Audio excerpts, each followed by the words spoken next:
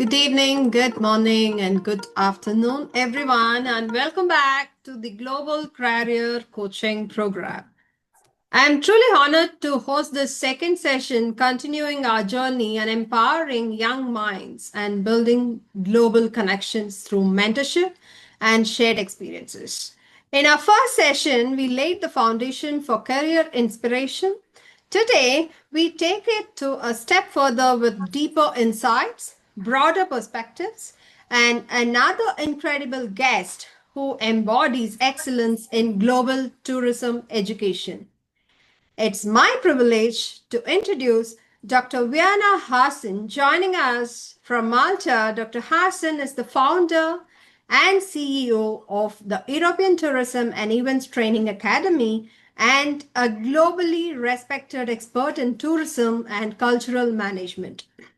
With over 22 years of industry experience, she has shaped the future of tourism through academic leadership, strategic innovation, and international collaboration. She holds a PhD in tourism and cultural management from St. Joseph University, specializing in medical tourism, and has taught for over 19 years at prestigious institutions in Lebanon and Malta. Her expertise span events planning, airline business, branding, customer acquisition, and niche tourist development. Dr. Hassan has spoken at global platforms including Expo Dubai 2020, the Medical Tourism World Summit, and Halal Tourism Forums in Izmir and Zanzibar. Her journey from working with Middle East airlines to 10 managing travel agencies blends hands-on experience with academic insights, making her a true inspiration for aspiring professionals worldwide. We're thrilled to have her with us today. Let's dive into the session with curiosity, openness, and a commitment to the growth. Here are our sector knowledge partners: Destantia Tours and Travels India, European Tourism and Events Training Academy, Malta, Barcelona Munoz Foundation, Mexico, Gandhi Mandela Foundation, Latin America, WLF Directorate of Human Rights, Mexico. Here is the subject we are actually going to talk about. It's an emerging healthcare frontier. And here is a quick overview about our coaches for the upcoming session from Global Career Coaching Program. There are 9 coaches for this overall session for 13 sessions for the upcoming days. Every Sunday, we have 13 live session masterclass by 9 WLF career coaches starting from October 5th to December 28th, 2025. Every Sunday, 7 p.m. to 8 p.m. IST is the time we actually connect with you. And this is actually a live online 100% free program, certificate awarded after completing all classes. And here I would like to introduce Dr. Viana Hassan from Malta. Dr. Hassan, the stage is yours, please. Thank you very much for the lovely introduction. Thank you as well for the invitation.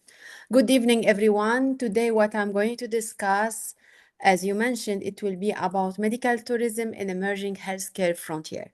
Why I decided to speak about medical tourism? Because nowadays it's become a trend in all the country. So before 10 years ago or 15 years ago, medical tourism, it was one of the niche of type of tourism. But nowadays we noted that the majority of the countries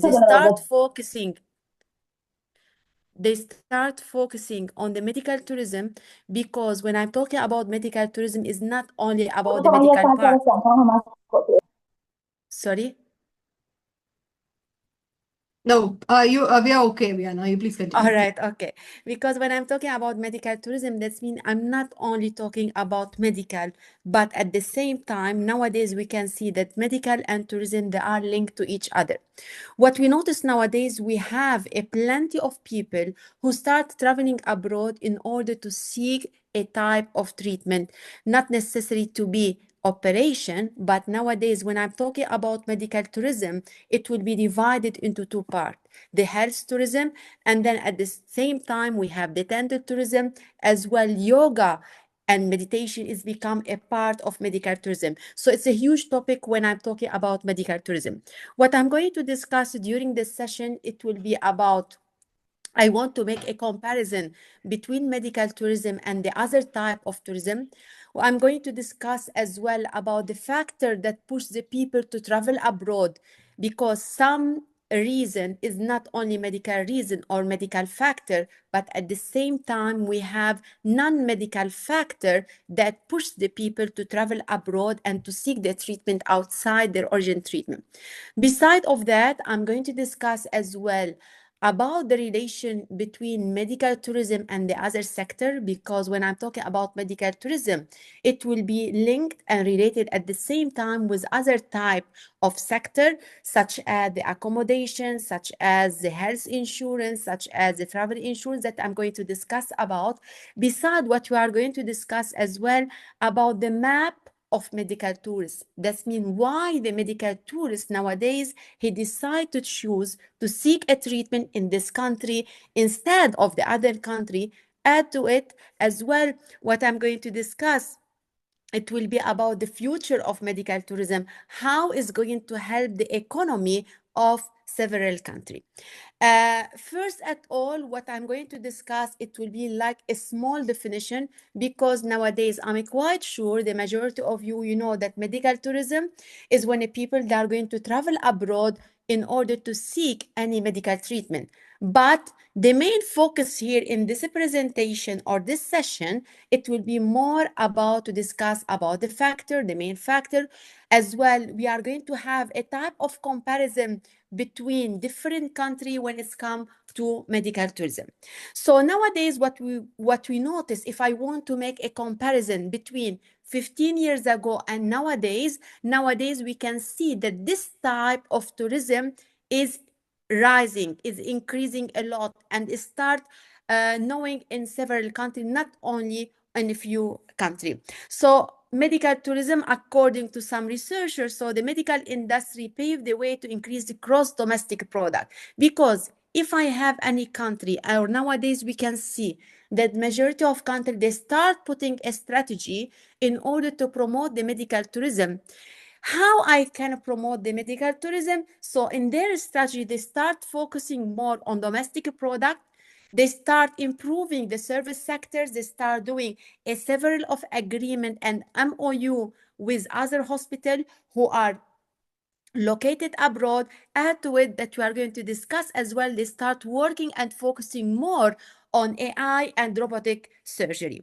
So according to an association which called Medical Tourism Association, nowadays we can note that every year we are going to have approximately 14 million person travel abroad for medical treatment. So nowadays, before long time ago, 15 years ago or 20 years ago, not all the people, they get used to travel abroad in order to seek the treatment. It was only few people, because the main thing that we were thinking about, for example, the people, they said that how I can attract the doctor abroad or the consultant, and I never, for example, travel abroad. And with as well, the expenses of traveling was expensive 15 years ago and 20 years ago. But nowadays, we can see that we have a plenty of facilities when it comes to the transportation. We have a plenty of low-cost carrier. This is help as well to push and to promote the medical tourism. When it comes to the accommodation as well, we don't have only one type of accommodation. Nowadays, we can rent, for example, first apartment with the price, it will be cheaper than the hotel, for example, 5 star or 4 star. Add to it the quality and the service. This is what we are going to discuss later on in our presentation. But what I want you to understand that the medical tourism nowadays is expanding a lot. We have approximately 14 million person travel abroad seeking the medical treatment. So here what I put for you here, a small graph, just to make a comparison in order to know about how much the medical tourism is generate in comparison with the other type of tourism. Because when I'm talking about medical tourism, we don't have only one type of tourism, but we have a lot of type of tourism. So if you notice here, wellness tourism, medical tourism is a part of wellness tourism. So wellness tourism is generate approximately 439 billion. If I want to make a comparison between medical tourism and culture tourism, we noted that yearly the culture tourism is generate, or we have a profit worldwide between 800 billion to 1.1 trillion, while medical tourism 50 to 60 billion. That's mean the medical tourism is still niche in comparison with the rest of type of tourism. So what you notice here, for example, culinary tourism, or what we call it gastronomy tourism, they generate approximately between 350 and 550 billion, etc. So that's what we know. So what I want you to see, just if I want to make a comparison between medical tourism and the other type of tourism, we can notice that we are generating a profit between 50 to 60 billion, but it's still a niche in comparison with the other type of tourism. So what we notice from here, we can note that medical tourism, spiritual tourism, and voluntary tourism, they still a niche. As well, what we notice when it comes to the wellness tourism, we can note that it will be a combination between medical, culinary, we have a part of it, adventure, sport tourism. Let's say, for example, when they do yoga, it's a part of wellness tourism. Let's say, for example, in Sicily, which is small island in Italy, they are very well known with wellness tourism, where they do, for example, some camp for 3 days for yoga, etc. Because my topic today, it will be about medical tourism. So the main focus is going to be about medical tourism, and maybe later on in the future, we are going to have another session where I'm going to discuss about wellness tourism, such as yoga, etc. Here, I put this graph just to show you what happened during COVID-19. Before COVID-19, we get used to have the number of the tourists are increasing, and suddenly it has been declined because of the COVID, and this is affect the medical tourism. So the number of the medical tourism during the period of the COVID has been decreased because of the situation, because they start closing the border, etc. And here what we can notice that the first country or the first region, they managed to survive again after COVID-19 and to get back the medical tourism to it before the other region, it was Middle East. As you notice here, it was minus 58% on 21, while between 23, the number of the tourists in general and including the medical tourism has been back to life, because we have a plus 20% of increasing, while the other region such as Asia Pacific, Africa, and Europe, they still have the decline during the first after COVID-19. So what we have here, if I want to make a comparison between tourists and medical tourists, what we can notice that the medical tourists on 20, they have decreased. Then after that, on 21 up to 23, they start increasing again because they back to the life. And the first region they managed to survive, it was Middle East region. So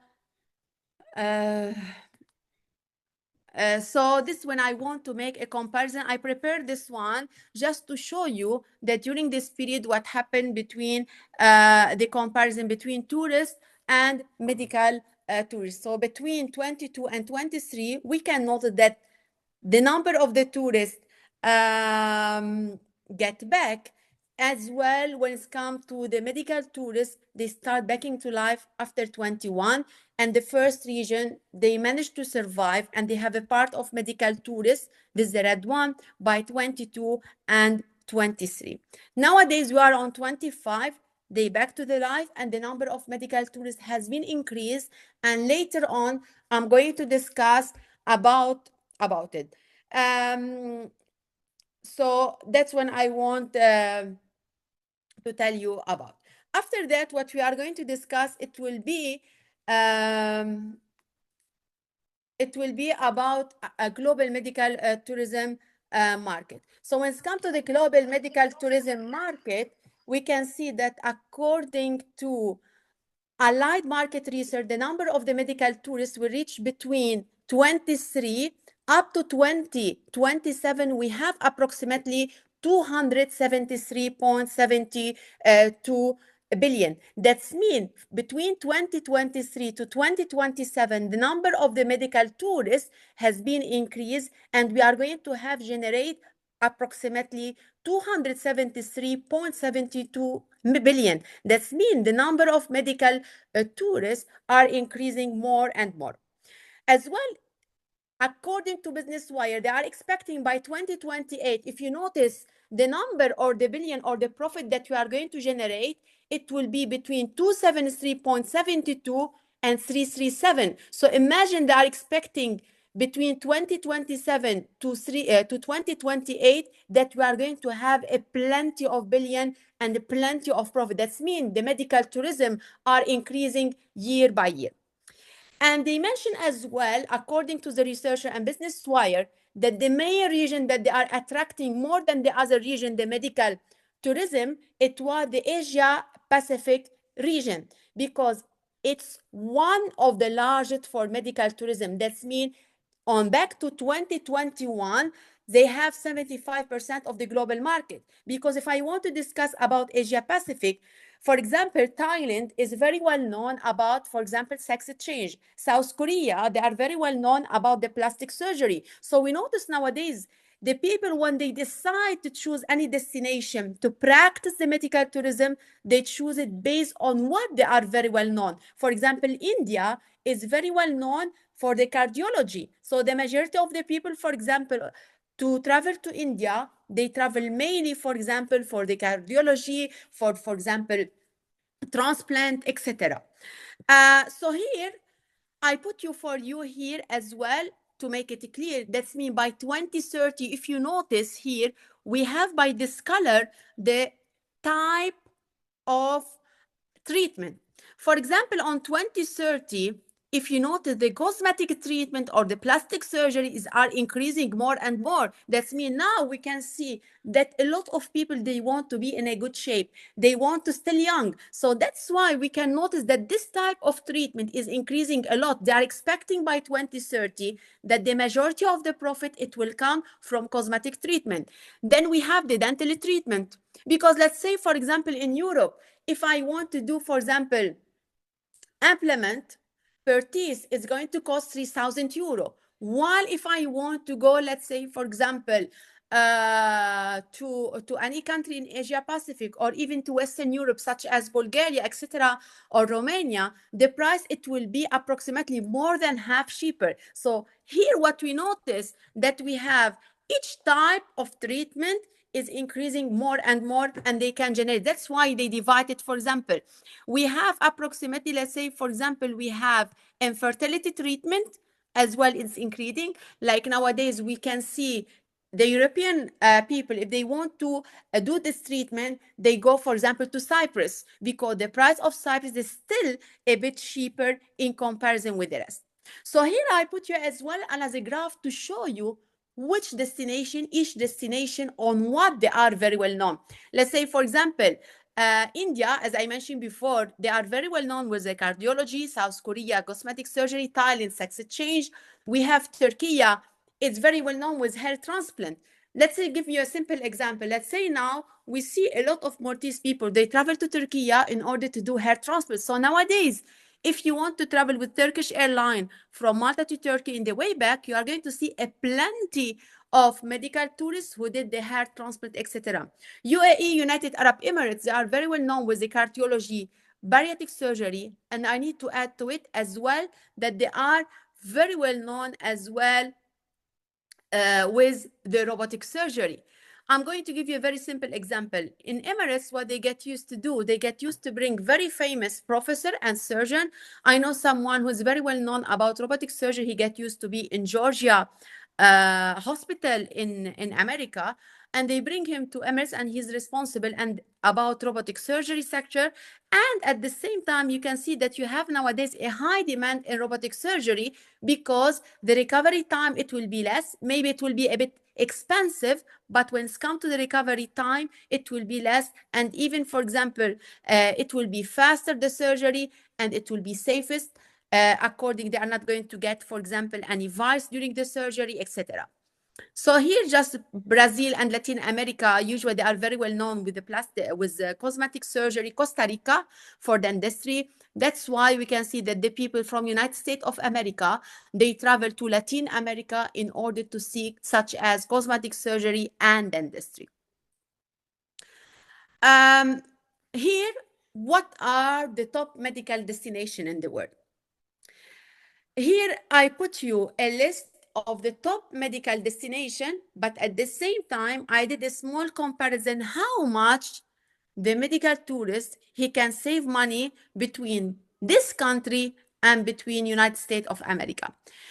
If the patient who are coming from United States of America to India to do any surgery, they are going to save between 65 to 90%. So imagine the amount that they are going to save it in comparison in the cost with United States of America. Because if I'm going to save between 65%, that means going to include as well the flight ticket, the accommodation, the recovery time.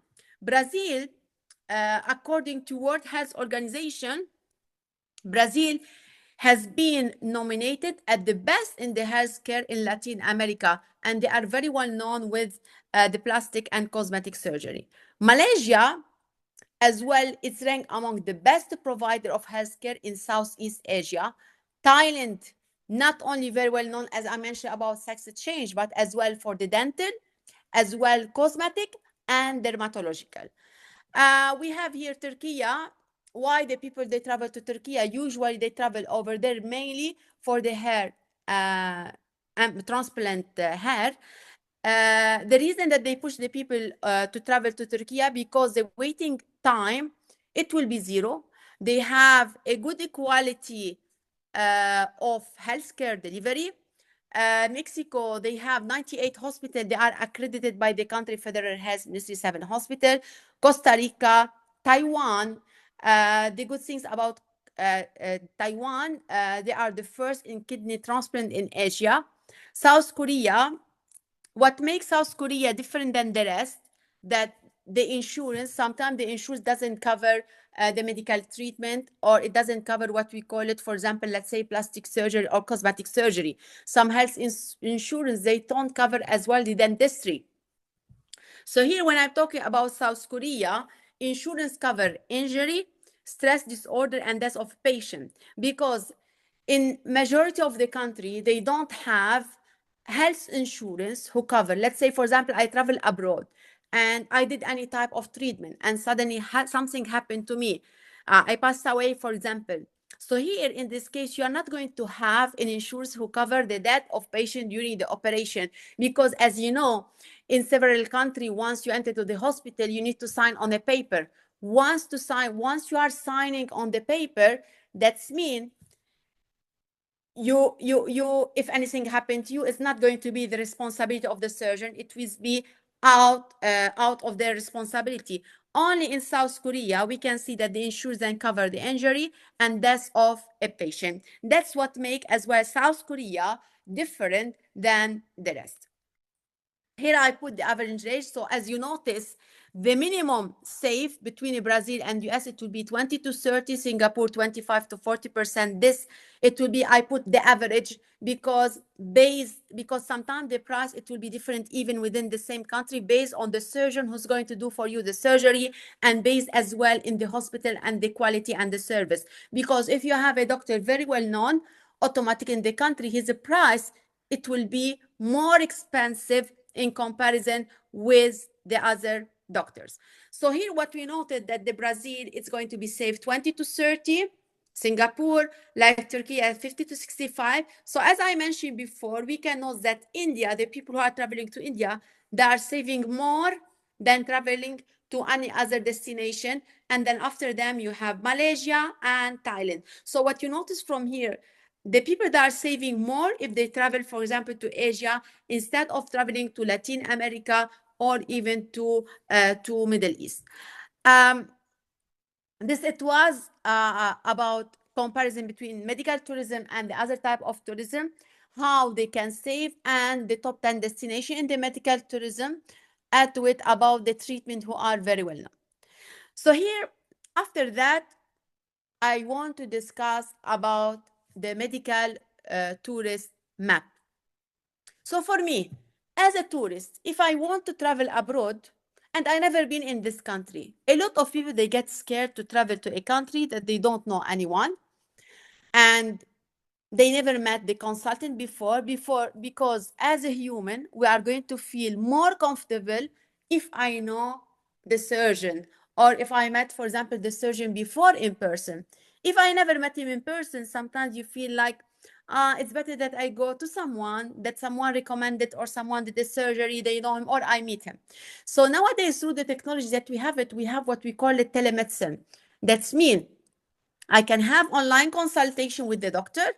I will be able to see him. I will be able to ask a lot of questions. So automatically, when I travel to seek the treatment or to do the operation, it will be much easier for me because I already know his face. I already communicate with him. So this, it will give like a bit of relaxation to the patient.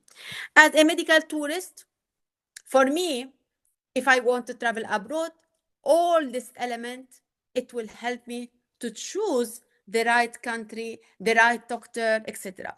First at all, we have the accommodation, because for me, if I'm traveling to any country, I need to seek the accommodation. That's why we notice in several countries, they have like a person who's going to welcome, like Turkey, they have a person who's going to welcome the medical tourist. Add to it, they are going to put some people who speak their language, because sometimes the language is very important. You are going to feel more safe if you see someone speaking your own language. The transportation, that's mean the infrastructure, the insurance, the travel agency play a huge role sometimes in order to help you to choose the doctor, because nowadays we have what we call it medical travel agency. What does it mean, medical travel agency? Because as we know, we have travel agency and tour operator who are organizing a tour, but nowadays it's become a trend that we have medical travel agency. That's mean this travel agency, they are going to help you in order to choose the right doctor. They are going to help you to arrange for you the accommodation, the transportation, sometimes the visa, because based on the passport that I have it, I will be able to choose. For example, if I want to do a surgery, let's say in Europe, and I have a kind of passport that I'm not allowed to travel to Europe, I need to apply to Schengen visa. So sometimes I found it very difficult for me to get a Schengen visa. Maybe it's going to get me, for example, 1 month, and I need to do an operation urgently. So this sometimes this play a role in order to choose the country. I'm going to set up why I need to wait 1 month. Maybe they are going to reject my visa and I need an operation. So automatically I'm going to another choice in order to find another country who are very well known about the medical tourism. Because for me, I prefer to go to somewhere where the visa is easier. It's not going to take me, for example, longer. I don't need to prepare a lot of paper, etc. Attraction, clinic, and hospital. Because nowadays, the medical tourists, they become more aware than before. So if they decide to choose X hospital or X clinic, they need to check if it's accredited, for example, if it's well known, for example, if it will fit the criteria of the health management. So automatically all this play a role in order to help the medical tourist to choose the right destination. And what's important for the medical tourist as well, that the infrastructure. I cannot travel, for example, to a place where I want to seek an operation and they have difficulty to reach there, for example. I don't find, for example, a good transportation. So all this is going to help more the medical tourist. So that's what we call it about medical tourist map. So after this one, so here we have what are the factors that I discussed about it at the beginning, factor of medical tourism development. What make or what led a country, one country, it's more developed than the other country. So medical tourism development, as we noticed in the past few years, has been improved a lot. And as I mentioned at the beginning of the session, we see that a lot of countries, they start focusing to put a strategy to do MOU, to do agreement, collaboration with other hospitals who are abroad. Let's say, for example, I'm going to give you a very simple example, such as there is Clemenceau Hospital in Dubai and in Lebanon. So they have an agreement with John Hopkins in Canada. So like that, they can bring a visitor professor in order to do some operations. So like that, you will be able to see that the people, they start having more trust based on the agreement that they do it and with whom. So when it comes to the medical tourism development, as I mentioned, we have several factors.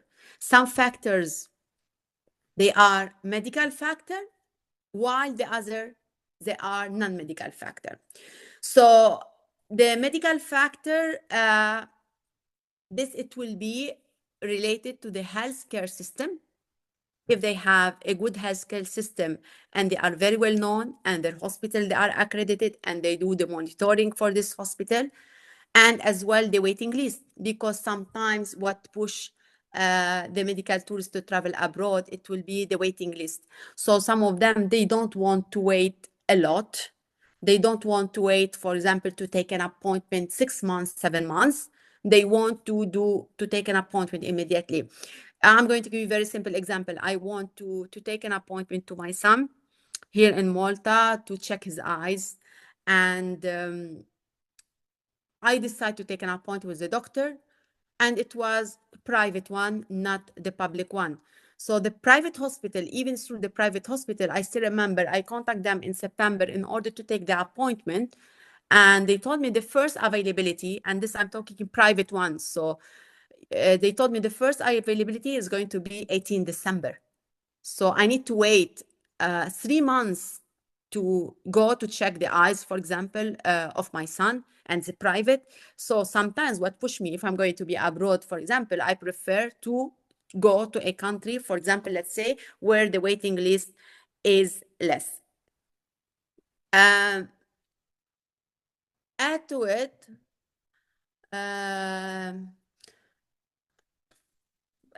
we have this, what we call it about medical factor. We have this one non-medical factor, such as the technology.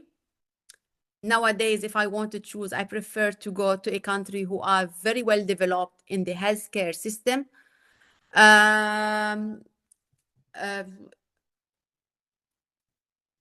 Healthcare system, the language, because sometimes I prefer to go to a country where I find the people speak my language. For example, imagine you are coming, for example, to Malta to seek a treatment, and the people here, they don't speak English. They speak Maltese language. So for you, you hesitate.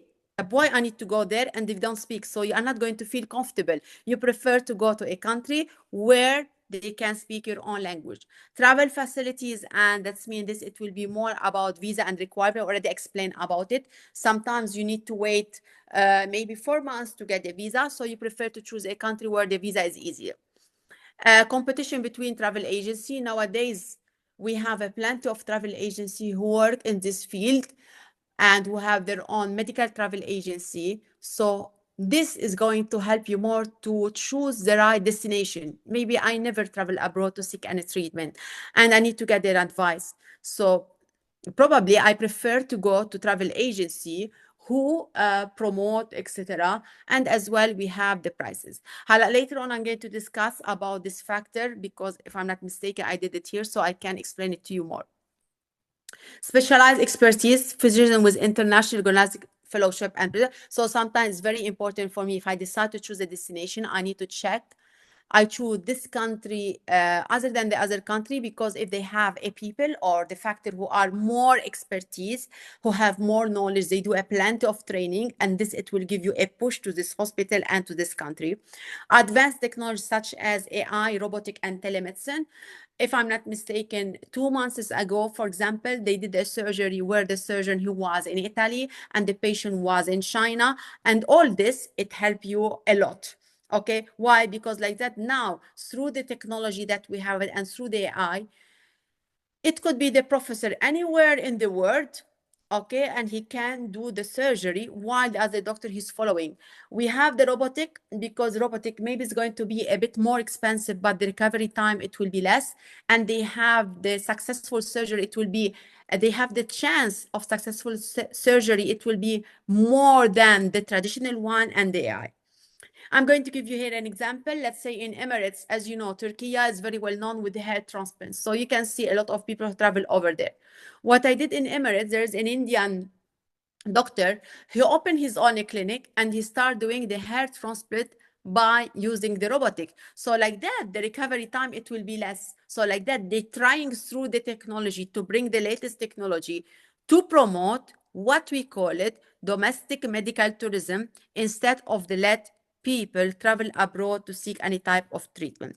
As well, the medical factor that push the people, some of them, they set up, I did the surgery abroad. But what is really worrying me, how they are going to follow my case after the surgery and I come back, for example, to the country. What if any complication happened after I go back home?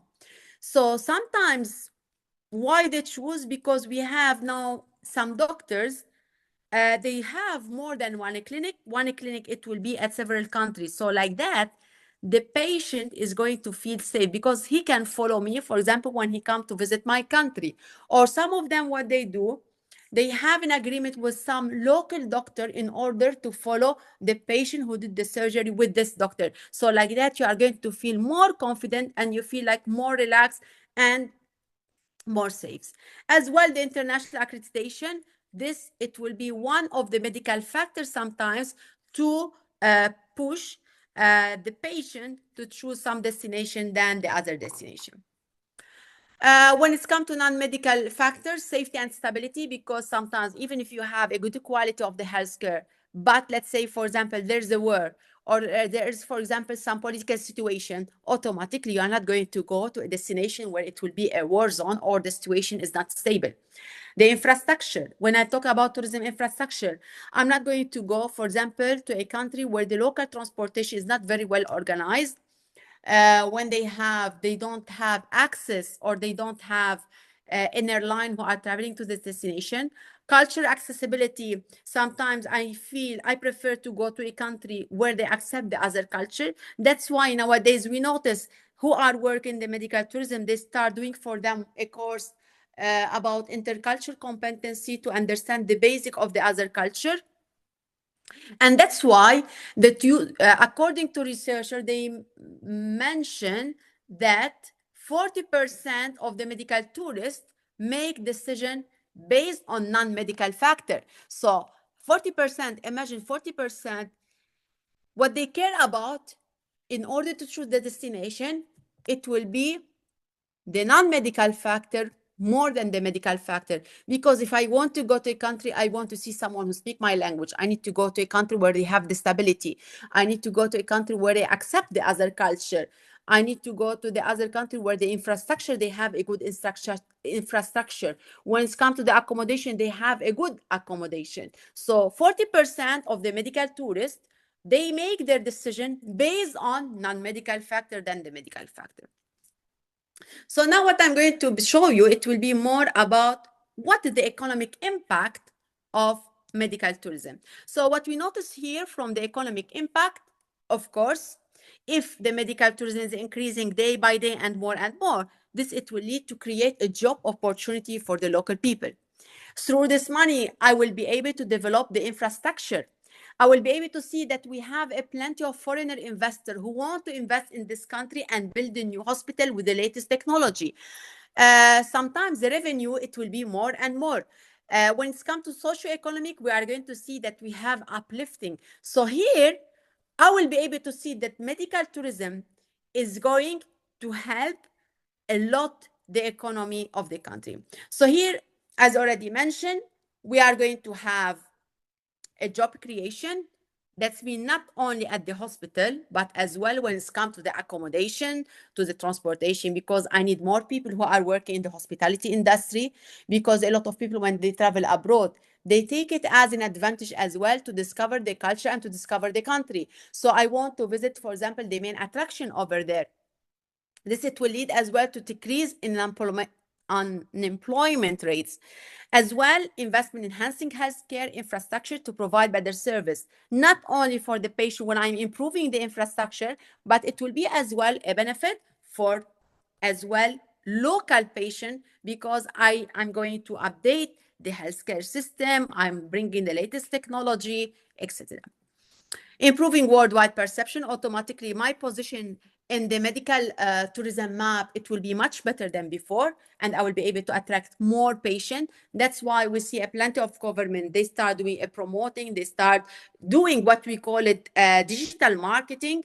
That's why all of us sometimes when we press one ad about related to any surgery, automatically a lot of ads going to show up in our social media. So these are using, when they use the digital marketing, they use at the same time in order to attract more the medical tourists, but at the same time to have a foreign investment, because they want the people who are coming from the abroad to invest in this country in the medical tourism.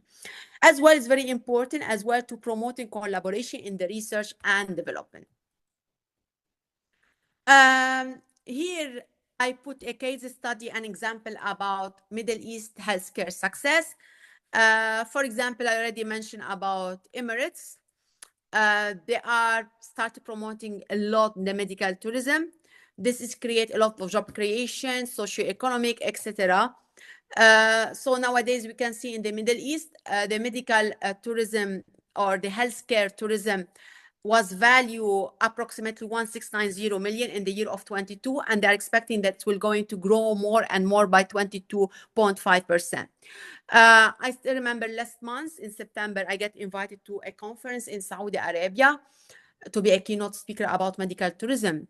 And they're doing all these conferences in order to let the people know that nowadays we have some region in Saudi Arabia, they are very well known in medical tourism, and they are investing a lot in the medical tourism in order to attract the people, and in order at the same time to what we call it competitive advantage. That's mean in order to gain the advantage against the other competitor, because in this field we have a plenty of competition when it's come to the medical tourism. So each country nowadays, they are putting their own strategy in order to attract more and more medical tourists. So as I mentioned before, when I'm talking about medical tourism, it's not only one field. It will be like an umbrella. It's going to be linked to several sectors, such as the hospitality industry, the tourism industry, the wellness. So the most successful medical tourism destination, in order to have, or when I see, for example, some destinations who are very well known about medical tourism, it will be about more integration of healthcare delivery with hospitality and tourism. Because if I go to a country and I feel that I am welcoming, so I feel like I am home. That's what the patient really want. That's me when I travel to any country, I want to feel that I am home. So nowadays, the healthcare, it's integration with tourism and hospitality, because the main aim is to have a pleasant journey for the patient. You want him to feel home, because at the end, if the medical tourist is satisfied, sometimes the word of mouth play a huge role in order to attract more the medical tourists to the destination. So what is the future outlook?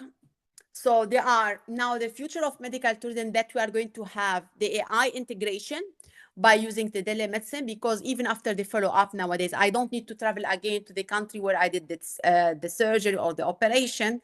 The doctor, he can follow up with me through, for example, by online, through the virtual reality. This is going, and even through the virtual reality nowadays, you'll be able to see the hospital, you will be able to see the facilities before you travel.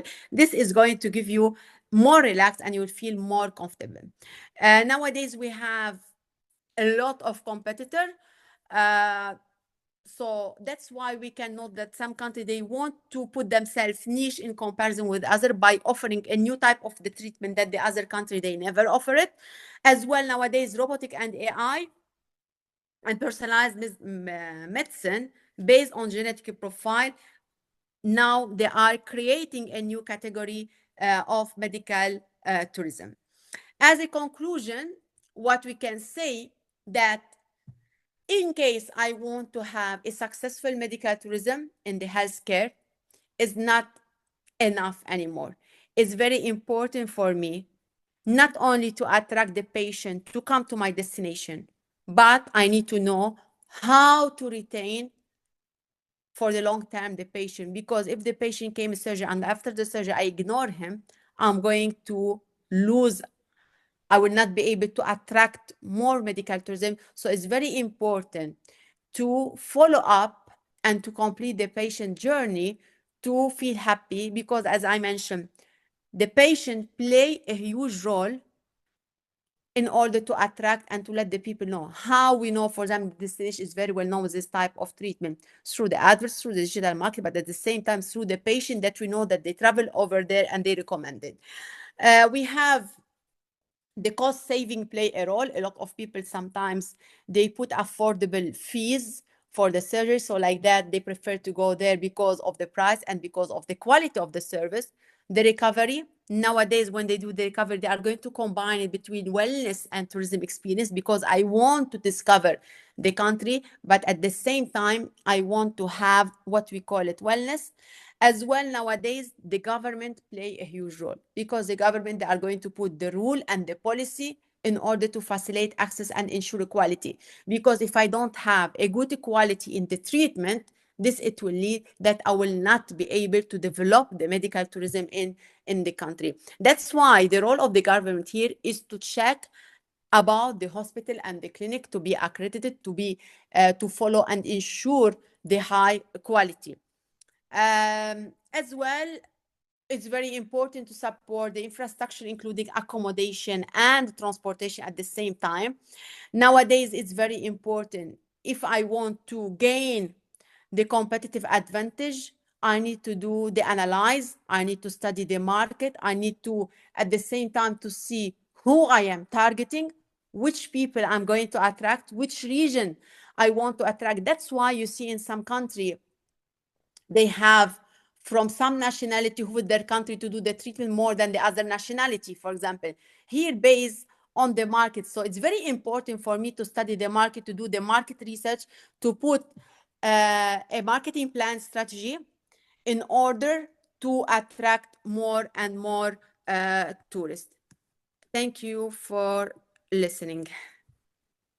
That's really great, Dr. Viana. It is a wonderful session, and I think I have learned a lot, including the business wire and the cost savings from the different countries, and finally, and if you see the tourist map and the facilities and the administrative requirements and the medical factors and the advanced technology which is coming up in future, and integration with the tourism and hospitality. And definitely, as Dr. Viana said, it is not only that the treatment has been taken from the different countries and the follow up and the complete medical journey, which is very much important for any set of medical, travel, whatever you are planning to do, which is very, very much important for your health. So over to the next Q&A sessions right now to everyone. So quickly, let's take a questionnaire session with everyone.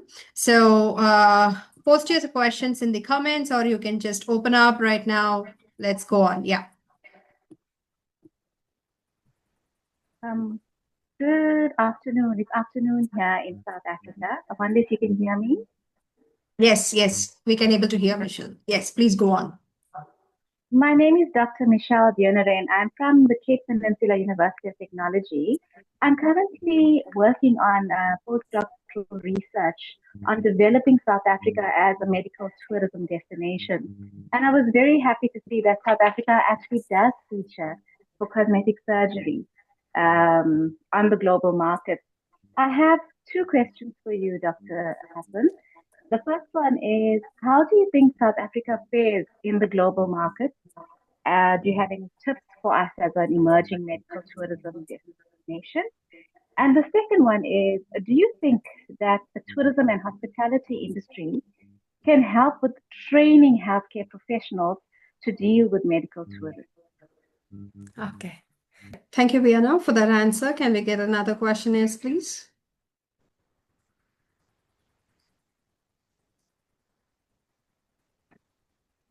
You can post the questions in the chat box as well. Okay, that's a beautiful evening, and we come to an end of the session. So once again, thank you all for joining us in today's session of the Global Career Coaching Program. It's been an inspiring and enriching experience. And I'm truly grateful for the energy, curiosity, and engagement each of you brought to the space. A special thank you to Dr. Viana Hassan for sharing her remarkable journey, insights, and wisdom. Your leadership in tourism and cultural management continues to empower professionals across the globe. And we are honored to have learned from you today. To everyone here, remember, your dreams are valid. Your voice matters, and your journey is unequally powerful. Keep learning, keep growing, and never hesitate to take that first step. Well, until next time, stay inspired and stay connected. This is Jeevitha signing off, everyone. Good night and have a great day, everyone. Thank you. Thank you.